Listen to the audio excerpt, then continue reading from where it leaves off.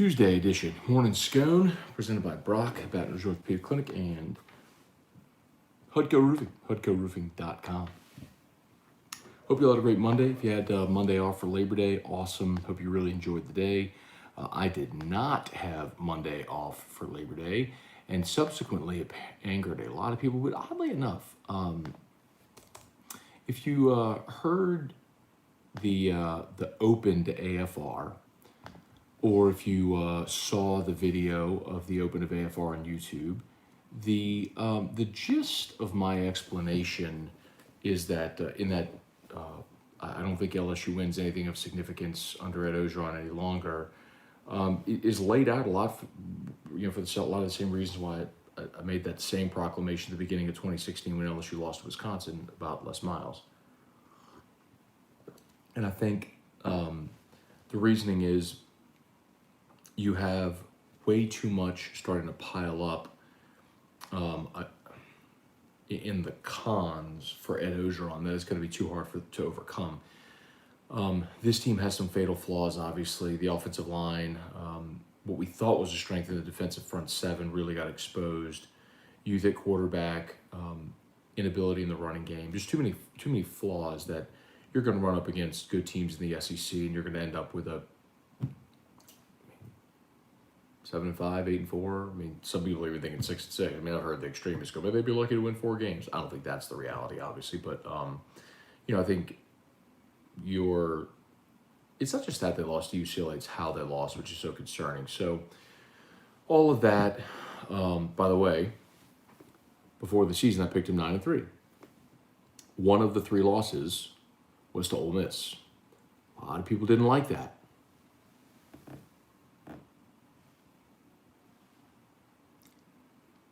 Did you watch Ole Miss last night?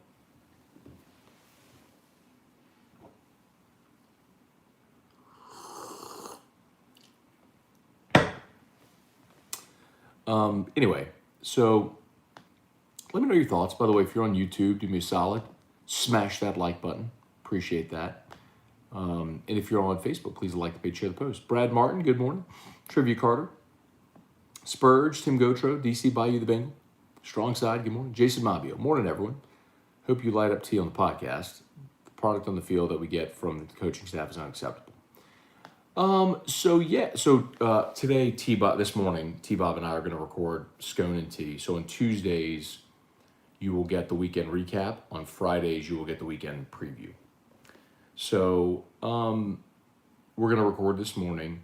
And I think he's not going to defend anything that we saw. I don't think so. Anything we saw on Saturday or like that. I think big picture, he's probably going to be more optimistic. Well, not probably, he will be more optimistic than I am. But I think what he likely will take exception with is the assumption that that Orgeron was a failure as a head coach. I think he is a failure as a head coach. However, I don't think you can classify his entire era as head coach as a failure because you won a national championship. And when I trade all the public relations, the awful defense, the miserable hires, the wasted money in buyouts, et cetera, would I trade all that for 2019? Yep. So, we'll see. Also locked on LSU, returned yesterday, so I'll have that out today as well. Jesse Brown, let's see. DC the Bayou Bengal, Ole Miss looked dominant last night. Oh, but you know what, DC the Bayou Bengal, people are going to say, it was Louisville. The same thing they said about UCLA, it was Hawaii. When you watch enough football, you know what you're looking at. A lot of you, we know what we're looking at. Matt Corral's really good. They've got 3 talented running backs. They've got pass catchers. They actually have a pretty physical, aggressive defense with DJ Durkin taking over that side of the ball. I don't think Ole Miss is a championship contender, but they're going to wreck some people's seasons. Tim Gotro saw the AFR segments yesterday on Saturday's game and Coach O, both on point, well said. Jason Mobile, after what I saw last night, don't want any part of Ole Miss. I'll tell you that. I mean, a lot of y'all got really upset when I said LSU was going to lose to Ole Miss. Telling you, man, my single biggest takeaway from SEC football media days If you say, hey, look, 4 days, 14 head coaches, 28 players, dozens of media members, everyone you talk to, was your single biggest takeaway, said Ole Miss is confident. Like, Ole Miss was uncomfortably confident. Matt Corral said, I retweeted a video that I put out after my interview with Matt Corral. Uncomfortably confident. Like, almost as if he's saying, I know something you don't know, and we're going to be really good. Like, it was that kind of thing.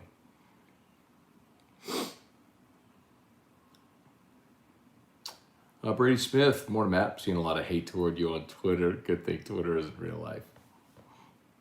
Hey, Brady, here's the thing, man. I say it here, I say it there, I'll say it anywhere. Like, I don't care if you agree with me, don't care if you like me. Because most people don't know me. Like, you don't actually know me. You just know what I say on the air and you make judgments about, like, whatever. You just know I'm never going to BS you. Like, that's the only thing I need from my audience, is just that you know I'm not sunshine pumping, I'm not fabricating opinions, I'm just telling you what I feel. You don't always have to agree, but I'm never going to hold back. And that's why people listen. And that's cool. And if people ever get tired of me or my delivery, my style, my takes, whatever, and they stop listening, okay, I'll go do something else. I'll go full-time in Hudco. Maybe I'll learn how to hammer nails and stuff. Let's see, definitely need to fix the on-field mistakes before conference play starts, for sure. I'm curious how much of it is fixable. We've got a video coming with Will Blackwell we did on AFR yesterday. We'll talk about that specifically with the offensive line. Let's see. Jesse Brown, morning, Matt. Saints are signing cornerback Trufant. We also signed Montravius Adams. Both are good signings. Adams, a good run. Stop your thoughts. Montravius Adams really hasn't done anything in his NFL career. Played at Auburn, was a third-round draft pick. Packers, Patriots. I like that he's a veteran and has good size. He probably replaces Malcolm Brown in the middle. But, if the alternative was going to be Jalen Dalton, the young guy who hadn't played yet, I at least like that Montravius Adams has some NFL experience. And I like Desmond Trufant, too. He'll be 31 years old in a few days. Turns 31 on the 10th. So today's the 7th, right? Yeah, the 7th. So he'll be 31 in 3 days. And then, but man, 7 years with the Atlanta Falcons. Tell you all the time, Sean loves NFC South guys. It's just he's familiar with them. So not surprised. Let's see, Ole Miss has a chance against Bama. Team reminds me when Chad Kelly was there in 2015, except they're better on defense this year. Brian Thomas, you and Collada are spot on what you're saying on Coach O. I haven't heard Jordy's take on it, but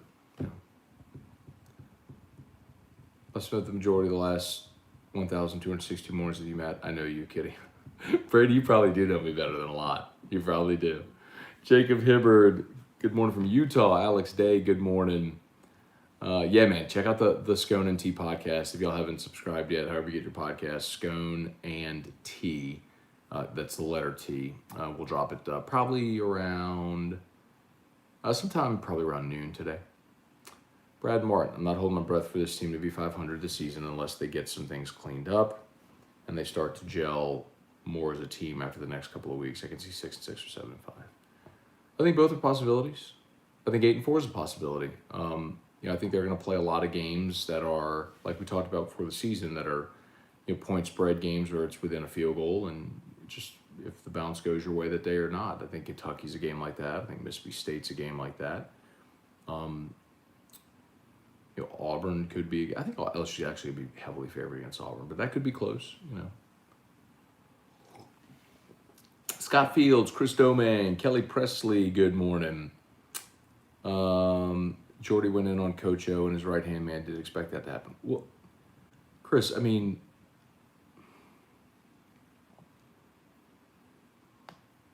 okay.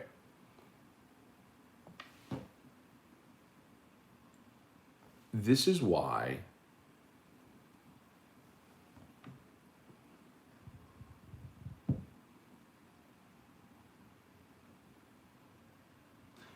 when Ed Orgeron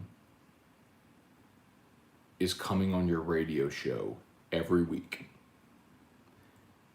and as a condition of him coming on your show every week, you have to lob him softball questions and not really push or like that's going to impact how you approach certain topics. When you no longer have that relationship, chains are off, gloves are off. You can say whatever you want. It's literally why I don't get close to coaches. I'm cordial with a lot of them. I don't have dinner parties with any of them. But it's for that reason. Because when I need, not because, because I want to be critical, but when I need to be, I have to be able to. I can't, I'm not protecting a friend or anything like that. I'm not protecting a on-air relationship. But like, the only thing I care about is my audience. I don't care if Orgeron likes me. I don't care if Will Wade likes me or Jay Johnson. I don't care if any of them like me. I don't need them to like me to do my job. You know what I mean? Like, and that's the thing when you have those relationships, man. It alters your ability to be transparent and candid. So, I mean, I've not heard what Jordy said at all, but I mean, Orgeron's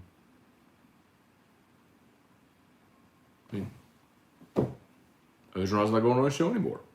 Say what he wants.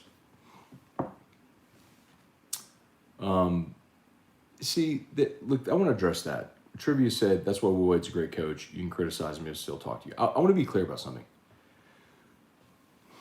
So I've done AFR since 2010.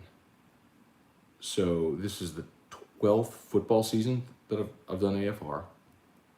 And obviously we can go back to 2007, which was my first football season in sports media. So,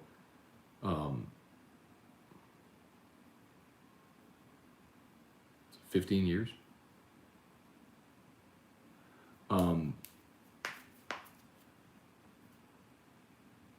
In all that time, the two coaches who paid the most attention to what was said about them were Paul Maneri and Ed Orgeron, that were just so aware of what was being and cared about what was being said about them. Most coaches don't care. Now, Joe Oliva was the absolute worst. Joe Oliva was a P1 listener. He listened to our radio station every day, everything we said, and it created so many problems for us because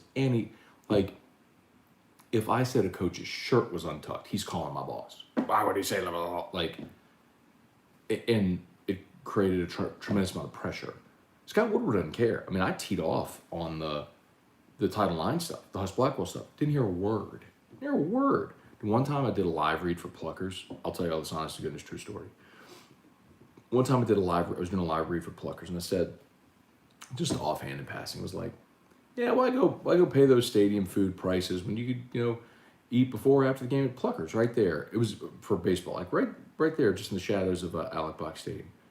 I had to go have a meeting with LSU Sports Properties. I'm like, guys, it's a one-off line. I didn't mean anything by it. I don't ever have to use it again. That's not the selling point. It's just something I said in doing a live read. Okay, noted. I won't do it again. Like, I didn't need to be called in for a meeting with Sports Properties and the president of my, you know what I mean? Like, that's the point. Like, LSU, for the norm is Woodward and Wade and like every other coach.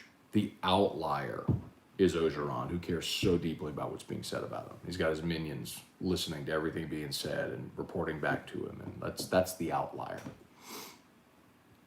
That was a tangent. Sorry about that. I hope that makes sense. But let's see. Jeff McKithen, good morning. Lenny Moss, good morning. Shelby Kelly.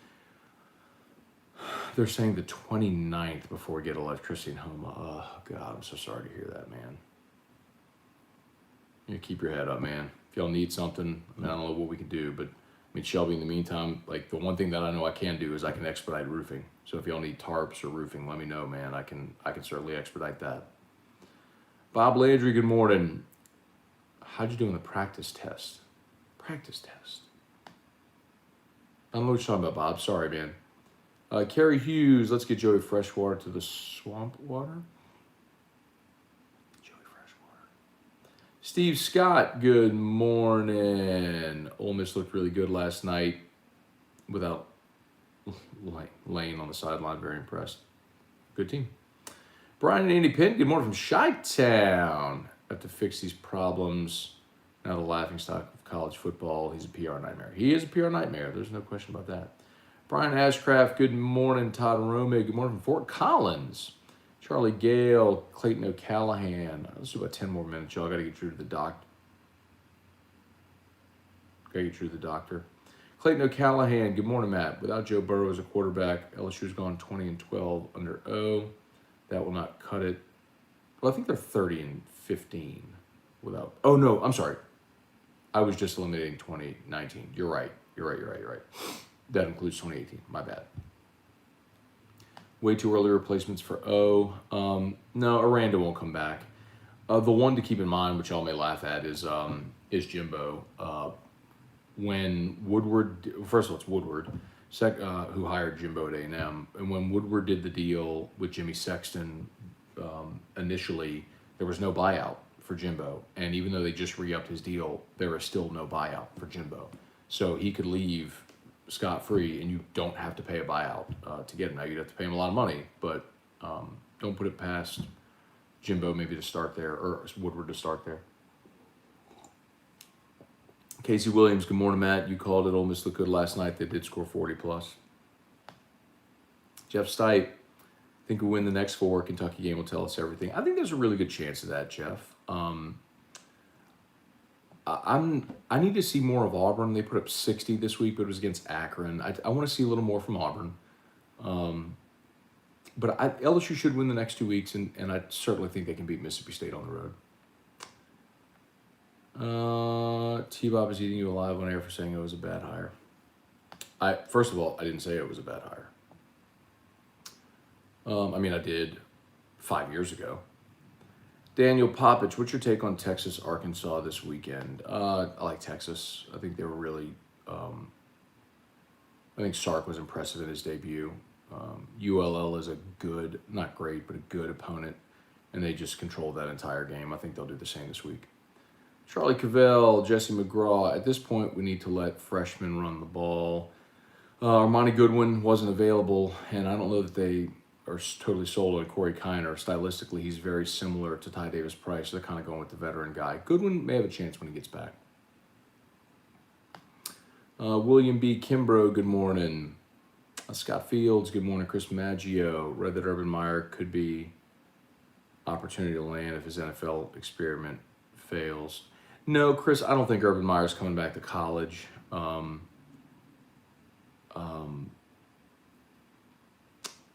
I think if/when the Jacksonville thing ends, I do think that he'd be done.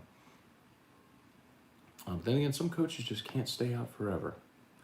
Henry Burrell, I'm a big fan of Coach O. That loss was unacceptable. So Troy, Mississippi State, or UCLA was a worse loss. Troy's the worst loss. I mean, you lose to a non-power 5. It's just unacceptable. I mean, that snapped LSU's non-conference home winning streak that had spanned like 12 years or something like that. I mean, come on. Let's see. I disagreed with you about O at first, but now he has to go. That game reminded me of Wisconsin and Troy. More to come. Now, Brian, they're not back to the 90s, man. You got to remember, LSU was rocking 6 straight losing seasons. That's not happening, man. Like, there's too much of an established winning culture to regress to that point where you have 6 straight losing seasons. That's just not going to happen. But you can lose your foothold as a championship contender. And that's what they got to fix. Let's see a few more. Trey Allen Mitchell, after watching your clip from AFR, you were so right.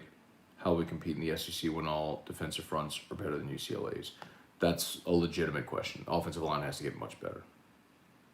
Brian and Andy Pitt, how was your record against Iraq? We tied. So the differences was I had Notre Dame, they had Florida State, and I had Indiana, they had Purdue. So they won the Purdue matchup, and I won with Notre Dame.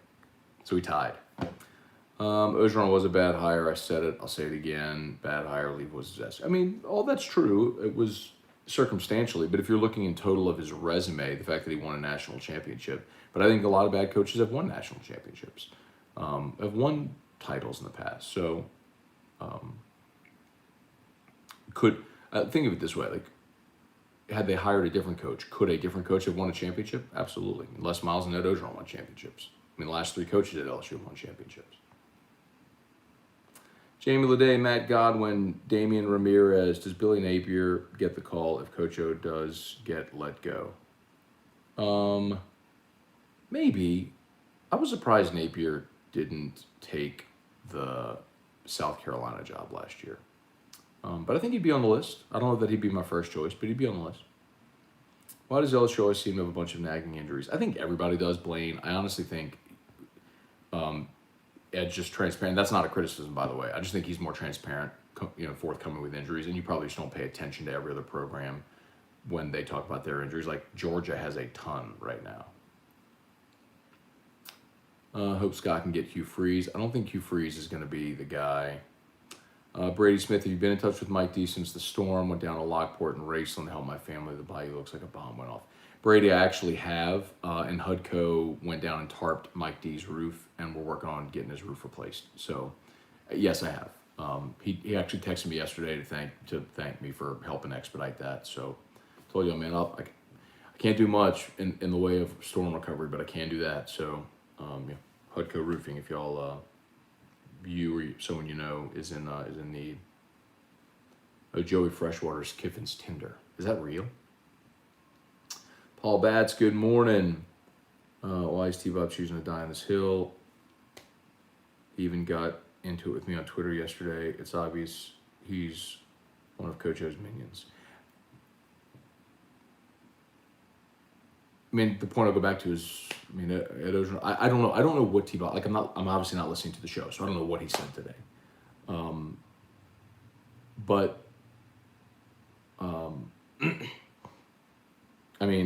It's also 7:54, and probably 20 minutes ago, Ed Orgeron, I'm sure, was on a show. It matters, man. It matters. Like, I didn't hear the interview. I'll go back and listen to it on demand on my way to bringing Drew to the doctor. But I'm gonna guess there weren't a lot of hardball questions in that interview. All right, y'all. LSU dark hair was bad.